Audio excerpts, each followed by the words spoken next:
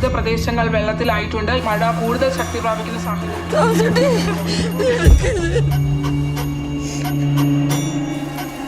Thomas കുട്ടിയുടെ ആത്മാവ് ശാന്തി കിട്ടാതെ അലയുന്നുണ്ടാവും. അതാ അടക്കം നടത്താൻ പറ്റാത്ത.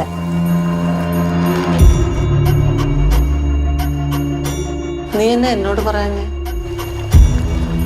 ഞാൻ എൻ്റെ സ്വന്തം മോളെ പോലെയാ നിന്നെ സ്നേഹിച്ച്. കുറച്ചു കഴിഞ്ഞാൽ ബോഡി മോശമാകാൻ തുടങ്ങും. എത്ര കാക്കേണ്ടി വന്നാലും ഞങ്ങളുടെ കുടുംബക്കല്ലറയിലെ അവനെ അടക്കാനെ പറ്റുന്നു. നിനക്കിഷ്ടമുള്ളടത്ത് നിനക്ക് പോവാം. എൻ്റെ മോൻ്റെ കുഞ്ഞിനെ എനിക്ക് വേണം. കൂടെ കൂടെ ഫോൺ കൊടുത്തോണ്ട് പോയി ദൂരം മാറിയെന്ന് സംസാരിക്കുന്ന ആരോടാ? അച്ഛക്ക് എന്നെ വിശ്വാസമില്ലേ? ഇവിടെ എല്ലാരും അറിഞ്ഞു.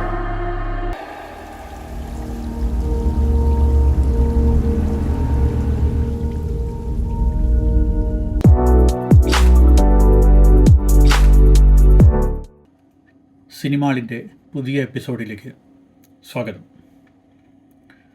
മലയാള സിനിമയിൽ സ്ത്രീ കഥാപാത്രങ്ങൾക്ക് പ്രാമുഖ്യം നഷ്ടപ്പെടുന്നു, അല്ലെങ്കിൽ വിജയിക്കുന്ന സിനിമകളിൽ സ്ത്രീകൾ എവിടെ പോയി എന്ന ചോദ്യം പല മാധ്യമങ്ങളും ഉന്നയിച്ചിരുന്നു. വലിയ ചർച്ചയായി മാറുകയും ചെയ്തു.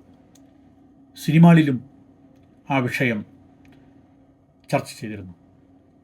ഇപ്പോൾ ഉള്ളൊഴുക്ക് എന്ന സിനിമ ഇതിനുള്ളൊരു മറുപടി എന്ന രീതിയിൽ അവതരിപ്പിക്കപ്പെട്ടിരിക്കുകയാണ്. അപ്പോൾ ആ സിനിമയുടെ പശ്ചാത്തലത്തിൽ, അല്ലെങ്കിൽ മലയാള സിനിമയുടെ സമീപകാല പശ്ചാത്തലത്തിൽ ഉള്ളൊഴുക്കിൻ്റെ പ്രസക്തി എന്താണ് എന്നന്വേഷിക്കുകയാണ് ഈ എപ്പിസോഡിൽ ചെയ്യുന്നത്. വിവാഹം, പരമ്പരാഗതമായ വിവാഹം, കുടുംബം എന്നീ സങ്കല്പങ്ങളെ, സദാചാരം പോലുള്ള സങ്കല്പങ്ങളെ പുതിയ മലയാള സിനിമ പല മട്ടിൽ ചോദ്യം ചെയ്യുന്നുണ്ട്. മധു സി നാരായണൻ സംവിധാനം ചെയ്ത കുമ്പളങ്ങി നൈറ്റ്സ് ഈ ദിശയിൽ വളരെ മുന്നോട്ട് സഞ്ചരിച്ച ഒരു സിനിമയാണ്. പലതും തന്തയ്ക്ക് പിറന്നവർ അല്ലെങ്കിൽ തന്തയ്ക്ക് പിറക്കാത്തവർ എന്നതൊക്കെ നമ്മുടെ സിനിമയുടെ സ്ഥിരം അധിക്ഷേപ നിഘണ്ടുവിലെ പ്രയോഗങ്ങളാണ്. കുമ്പളങ്ങി നൈറ്റ്സിൽ പറയുന്നത് പല തന്തയ്ക്ക് പിറക്കുന്നത് ടെക്നിക്കലായി പോസിബിൾ അല്ല എന്നാണ്. സുരക്ഷിത കുടുംബം എന്ന പുറംമോടിയോടുകൂടിയ സംവിധാനം അതിനകത്ത് തന്നെയുള്ളവർക്ക്, പ്രത്യേകിച്ച് സ്ത്രീജനങ്ങൾക്ക് എത്രമാത്രം മാരകമായ മർദ്ദന ഭരണഘടനയാണ് നിശ്ചയിച്ചു വച്ചിരിക്കുന്നത് എന്നതിൻ്റെ നിരവധി വിശദാംശങ്ങളാണ് കുമ്പളങ്ങി നൈറ്റ്സിലുള്ളത്. ഡോൺ പാലത്തറയുടെ ഫാമിലി എന്ന ചിത്രം അടുത്തിറങ്ങിയതാണ്. തിയേറ്ററുകളിൽ റിലീസ് ചെയ്തെങ്കിലും വൻതോതിൽ സ്വീകരിക്കപ്പെട്ടിട്ടില്ല. എന്നാൽ വളരെ ശ്രദ്ധേയമായൊരു മലയാള സിനിമ എന്ന രൂപത്തിൽ അത് ചലച്ചിത്രമേളകളിലും അതുപോലെ തന്നെ ഗൗരവമായി സിനിമ കാണുന്നവർക്കിടയിലും ചർച്ച ചെയ്തുകൊണ്ടിരിക്കുകയാണ്. ചർച്ച ചെയ്യപ്പെടുമെന്നതും ഉറപ്പാണ്. വിശുദ്ധ കുടുംബം എന്ന ആദർശത്തിൻ്റെ മുഖമറ കുറ്റത്തിൻ്റെ മൂടിവെക്കലും കുറ്റവാളിയെ സംരക്ഷിച്ചെടുക്കലുമാണെന്ന് തെളിയിക്കുകയാണ് ഡോൺ പാലത്തറയുടെ ഫാമിലി എന്ന സിനിമ ചെയ്യുന്നത്. സ്നേഹം, സുരക്ഷിതത്വം, രക്ഷാകർതൃത്വം, സദാചാരം, സഹാനുഭൂതി എന്നിങ്ങനെയുള്ള ഗുണവിശേഷങ്ങളുടെ ഒരു പ്രയോഗ പൂർണിമ ആയിട്ടാണ് കുടുംബം വിഭാവനം ചെയ്യപ്പെടുന്നത്. എന്നാൽ എന്താണ് യാഥാർത്ഥ്യം?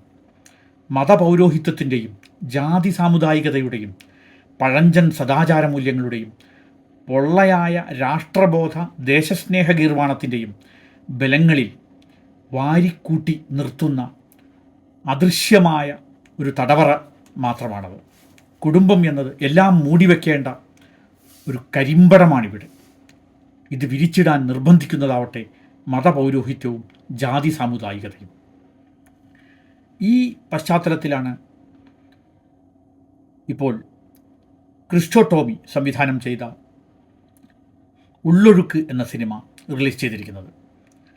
സിനിസ്ഥാൻ ഇന്ത്യയുടെ സ്റ്റോറി ടെല്ലർ കണ്ടസ്റ്റിൽ ഈ സിനിമയ്ക്ക് മികച്ച തിരക്കഥയ്ക്കുള്ള, ഈ സിനിമയുടെ തിരക്കഥയ്ക്ക് മികച്ച എൻട്രിയായി അവാർഡ് ലഭിക്കുകയുണ്ടായി. 2ാം സ്ഥാനം ലഭിച്ച ചിത്രമാണ് ലാപട്ട ലേഡീസ് എന്ന പേരിൽ ഇപ്പോൾ OTTയിലും ഒക്കെ തന്നെ വിശേഷമായിരിക്കുന്നത്. ക്രിസ്റ്റോ ടോമി സത്യജിത്ര ഇൻസ്റ്റിറ്റ്യൂട്ടിൽ പഠിക്കുന്ന സമയത്ത് ചെയ്ത 2 ഷോർട്ട് ഫിലിമുകൾ, കന്യക, കാമുകി എന്നീ ഷോർട്ട് ഫിലിമുകൾ ശ്രദ്ധിക്കപ്പെട്ടിരുന്നു.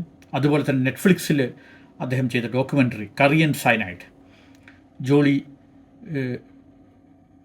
കൊലക്കേസ് എന്ന് പറയുന്ന, ജോളി കൊലക്കേസല്ല, ജോളി എന്ന കുറ്റവാളിയെ നിർത്തിക്കൊണ്ട് കൂടരഞ്ഞിലെ ഒരു കുടുംബത്തിൽ നടന്നിട്ടുള്ള വളരെയധികം കൊലപാതകങ്ങളെ സംബന്ധിച്ച ഒരു ഡോക്യുമെൻ്ററിയാണ്. പക്ഷേ ഇതെല്ലാം തന്നെ കണ്ട സമയത്ത് ഇത് സാധാരണ 2 ഷോർട്ട് ഫിലിമുകളായും അതുപോലെ തന്നെ വളരെ സാധാരണമായൊരു ഡോക്യുമെൻ്ററി ആയിട്ടാണ് എനിക്ക് പേഴ്സണലായി അനുഭവപ്പെട്ടത്. അതുകൊണ്ട് തന്നെ ഉള്ളൊഴുക്കിനെ സംബന്ധിച്ചുള്ള പല വാർത്തകളും അതുപോലെ തന്നെ അതിൻ്റെ പല അഭിമുഖങ്ങളും മറ്റ് ന്യൂസുകളെല്ലാം കണ്ടപ്പോൾ തന്നെ ഒരു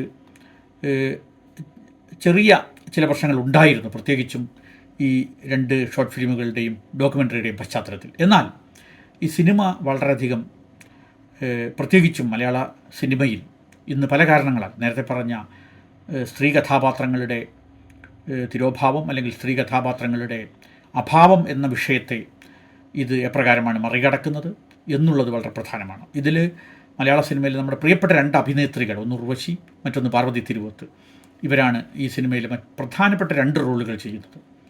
വളരെ സവിശേഷമായ രീതിയിൽ തങ്ങളുടെ അഭിനയ പാഠവും അതുപോലെ തന്നെ തങ്ങളുടെ ഈ കഥാപാത്രത്തെ ഉൾക്കൊള്ളുന്നത് എല്ലാം തന്നെ തീർത്തും നമുക്ക് ഒരു അനുഭവം തന്നെയാണ്, ഒരു ചലച്ചിത്ര അനുഭവം തന്നെയാണ്.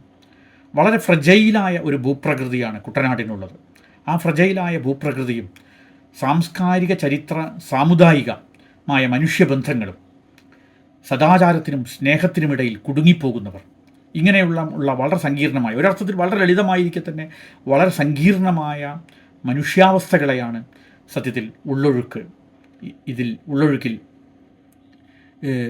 വിവരിക്കുന്നത്. നൂറ്റാണ്ടുകളുടെ പഴക്കവും ഭൂഖണ്ഡങ്ങളുടെ മറികടക്കലുകളും കൊണ്ട് പ്രബലമായ ക്രിസ്തീയത പോലെ ഉള്ള ഒരു മതസംഹിത എപ്രകാരമാണ് മലയാളികൾക്ക് നിത്യപരിചയമുള്ള ഒരു മതസംഹിതയിൽ നമ്മൾ കുടുംബം കെട്ടിപ്പടുക്കുന്നത് എങ്ങനെയാണ്, ആ കുടുംബം ശിഥിലമായി പോകുന്നത് എങ്ങനെയാണ്, ഒരേ സമയത്ത് കെട്ടിപ്പടുക്കുമ്പോൾ തന്നെ ശിഥിലമായി പോകുന്നത് എങ്ങനെയാണ്, ആ ശിഥിലമായി പോകുന്ന കുടുംബത്തിനുള്ളിൽ നിന്ന് നമ്മൾ എങ്ങനെയാണ് കരകയറുന്നത്, അതിനുള്ളിൽ തന്നെയാണ് എങ്ങനെയാണ് കരകയറുന്നത് എന്ന് കുട്ടനാടിൻ്റെ പശ്ചാത്തലത്തിൽ വിവരിക്കുകയാണ് ഈ സിനിമ ചെയ്യുന്നത്. ധാർമ്മികതയെ നന്മ തിന്മ എന്ന ബൈനറിക്ക് കീഴ്പ്പെടുത്താതെ, അല്ലെങ്കിൽ നന്മ തിന്മ മൂല്യവിചാരങ്ങളെ ധാർമ്മികത കൊണ്ട് അളക്കാതെ മനുഷ്യജീവിതത്തിൻ്റെ തീരുമാനങ്ങളെ അതിൻ്റെ പാട്ടിന് വിടുകയാണ് Ullozhukku.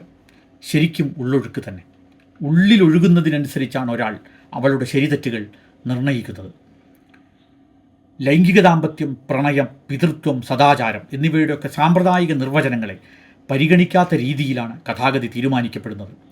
Sex is not a promise എന്ന് മായാനദിയിലെ നായിക പറയുന്നത് പോലെ, നിൻ്റെ ബീജത്തിൽ നിന്ന് ഉൽപ്പാദിപ്പിക്കപ്പെട്ട ഭ്രൂണം എൻ്റെ വയറ്റിലുണ്ടെന്നതുകൊണ്ടും നിന്നോടെനിക്ക് പ്രണയമുണ്ടെന്നതുകൊണ്ടും ഞാൻ നിൻ്റെ ഭാര്യയായിരിക്കണമെന്നില്ല എന്ന് ഈ സിനിമയിലെ പ്രധാന കഥാപാത്രം പറയുന്നു. കുട്ടനാടിൻ്റെ ഭൂപ്രകൃതി നേരത്തെ പറഞ്ഞതുപോലെ ഉള്ളൊഴുക്കുന്ന സിനിമയുടെ പ്രമേയത്തെയും ആഖ്യാനത്തെയും കൃത്യമായി പ്രതിനിധീകരിക്കുന്നുണ്ട്. കടൽനിരപ്പിനും താഴെയാണ് കുട്ടനാട്ടിലെ ഭൂമി. എപ്പോഴും വെള്ളം, സകലത്ര വെള്ളം, മുട്ടോളം വെള്ളം, കഴുത്തോളം വെള്ളം, തലയ്ക്ക് മുകളിലും വെള്ളം. എന്നാലോ കുടിക്കാൻ ശുദ്ധജലമില്ല. ഈ ദുരിത ജീവിതത്തോട് പൊരുത്തപ്പെട്ട് അല്ലെങ്കിൽ അത് കണക്കാക്കാതെ ജീവിക്കുന്നവരാണ് കുട്ടനാട്ടുകാർ. അവരുടെ അതിജീവനം എന്നതാണ് യഥാർത്ഥത്തിൽ കേരള സ്റ്റോറി. ലീലാമ്മ എന്ന അമ്മായിയമ്മയുടെ റോളിൽ ഉർവശിയും അഞ്ജു എന്ന മരുമകളുടെ റോളിൽ പാർവതിയും ഗംഭീരമായ പെർഫോമൻസാണ് നടത്തിയിരിക്കുന്നത് എന്ന് നേരത്തെ പറഞ്ഞു. മലയാള സിനിമയിൽ സ്ത്രീ കഥാപാത്രം എവിടെയെന്ന ചോദ്യം, ഇവിടെ ഈ സിനിമ അതിനുള്ളൊരു മറുപടി കൊടുക്കുന്നത് വളരെ മനോഹരമായിരിക്കുന്നുണ്ട്. അതേപോലെ തന്നെ ഉള്ളൊഴുക്കിലെ ആൺകഥാപാത്രങ്ങളൊക്കെയും കരുത്തില്ലാത്തവരാണ്. അതും ശ്രദ്ധേയമാണ്. നാടൻ ഭാഷയിൽ പറഞ്ഞാൽ ആണത്തമില്ലാത്തവർ, അഥവാ പ്രായോഗിക ബുദ്ധി കൂടുതലുണ്ടെന്ന് സ്വയം വിചാരിക്കുന്നവർ, എന്നാൽ സാമാന്യ ബുദ്ധി കൈമോശം വന്നവർ. ഈ സിനിമയിലെ മുഖ്യ സ്ത്രീ കഥാപാത്രങ്ങളെല്ലാം ചില കാര്യങ്ങളിൽ ചില സമയങ്ങളിൽ കള്ളം പറയുന്നവരാണ്, ചില യാഥാർത്ഥ്യങ്ങൾ മറച്ചു വയ്ക്കുന്നവരാണ്, എന്നാൽ പിന്നീട് തുറന്നു പറയുന്നവരുമാണ്. അതായത് യഥാർത്ഥ മനുഷ്യർ. ഇതുകൊണ്ട് തോറ്റുപോകുന്നവരോ ആർക്കെങ്കിലും കീഴ്പ്പെടുന്നവരോ ആയിരിക്കേണ്ടതില്ല എന്ന് തീരുമാനിക്കുന്നവർ. ആരാണ് വഞ്ചിക്കപ്പെടുന്നത് എന്ന ചോദ്യത്തിന് വ്യത്യസ്തമായ ഉത്തരങ്ങളാണ് ലഭിക്കുന്നത്. ജീവിതത്തിലും അങ്ങനെ തന്നെയാണല്ലോ. വ്യക്തിയുടെ സുരക്ഷിതത്വവുമായി ബന്ധപ്പെട്ട് കിടക്കുന്ന ഒരു ഘടകമാണ് സ്വത്ത് എന്നത്. ഇവിടെ ലീലാമ്മ തൻ്റെ സ്വത്ത് അഞ്ജുവിന് കൊടുക്കാമെന്ന് പറയുന്നു. അത് താൻ അവളോട് ചെയ്ത തെറ്റിന് പ്രായശ്ചിത്തമാണോ അതോ അവളെ തന്നിലേക്ക് തന്നെ കെട്ടിയിടാനാണോ? ആർക്കറിയാം. മനുഷ്യബന്ധത്തെ നിർണ്ണയിക്കുന്നത് സുരക്ഷിതത്വം എന്നതുപോലെ പരസ്പരാശ്രിതത്വവും വിശ്വാസവുമാണ്. അവിടെ ദാമ്പത്യത്തിൻ്റെയും പ്രണയത്തിൻ്റെയും പഴയ നിർവചനങ്ങൾ പാഴായിപ്പോകുന്നു. കുടുംബം എന്നത് രഹസ്യങ്ങളുടെയും നിഗൂഢതകളുടെയും ഒരു കലവറയാണ്. കുറ്റബോധങ്ങൾ അവരെ വേട്ടയാടുന്നുണ്ട്. എന്നാൽ അതിൽ നിന്ന് കരകയറാനും അവർക്കാവുന്നുണ്ട്. കുട്ടനാട്ടിലെ വെള്ളപ്പൊക്കം പോലെയാണ് ജീവിതം, എപ്പോഴും വെള്ളമാണ്, എന്നാൽ കരകയറാനും ആവണം. ഉള്ളൊഴുക്ക് മനോഹരമായ ഒരു സിനിമയാണ്. അഭിവാദനങ്ങൾ.